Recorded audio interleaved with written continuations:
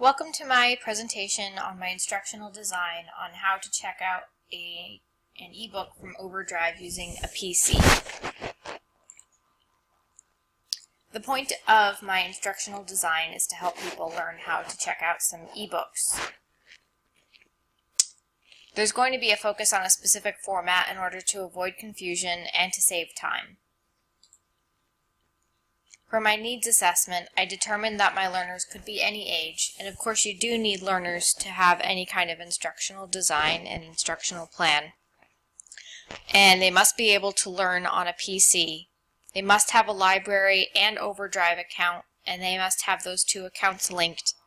And you may find that there's a special need within the senior population. I found that in my own experience, it's senior patrons who are most interested in learning how to use this skill and have the few skills that they need to learn it in the first place. They're not digital natives like some of the younger users that we have. The existing materials are pretty non-existent. The interfaces for the different library systems are, of course, a little bit different. So in order to have something that's specific to my library system, the Arlington Public Library, I thought this would be a good way to go. You'll also, of course, need an instructor or a teacher, and this person would ideally be a trained librarian with Overdrive experience, but realistically speaking, there's probably going to be a lot of staff members who need to teach this. I know, in, again, my own experience, there have been patrons who come up to the circulation desk looking for this kind of help, or even just staff members who are in the stacks trying to shelve books. So it's important that everybody is able to give this instructional session. Instructional materials aren't super extravagant for this particular instructional plan.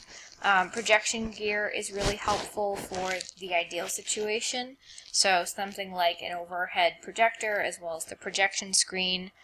And the internet connection is also vital to doing this well, as is access to Overdrive, which should be inherent in the situation anyway. You wouldn't be teaching how to use Overdrive if you didn't have the system to begin with. And you'll also need the slideshow of that same process, which I'll explain more later about, and printouts of that slideshow. The learners that you'll most likely want to be working with in this situation will have basic computer skills. They'll know how to use a mouse, use the keyboard, probably even turn the computer on and off if needed, locate a browser, type in a web address, that sort of thing.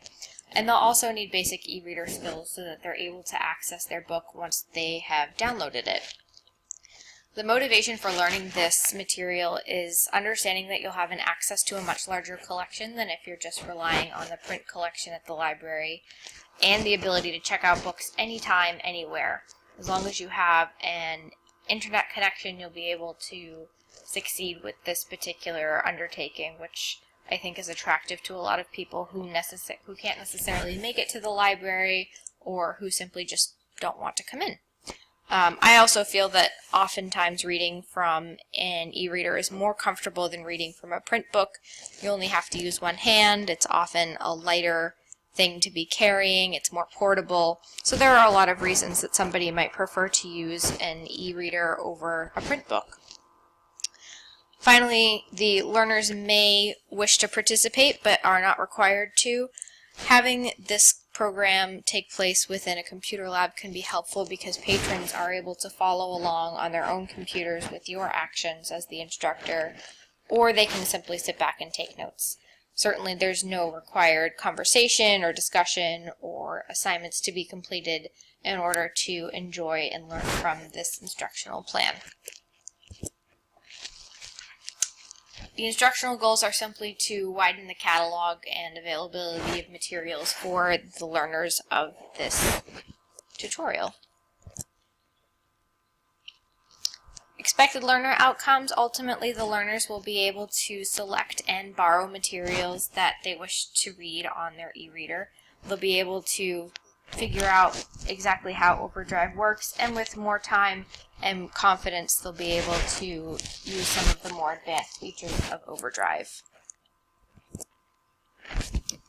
The information presentation would look something like this. They'll be able to, we'll go through accessing Overdrive, how to locate a book both through browsing and searching, and then determining if the book is an ebook or an e-audiobook.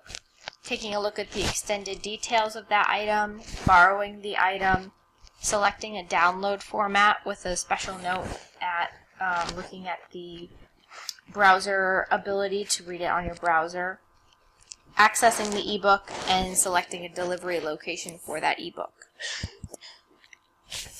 Learner evaluation would take place again on a more optional status. So if learners wish to show the instructor that they can now access Overdrive, find the ebook, download the ebook, and access the ebook, they're certainly welcome to. But there are no grades, there's no right or wrong here. Just being able to show that these tasks are easy to complete for the learner is enough to show that the tutorial has been effective.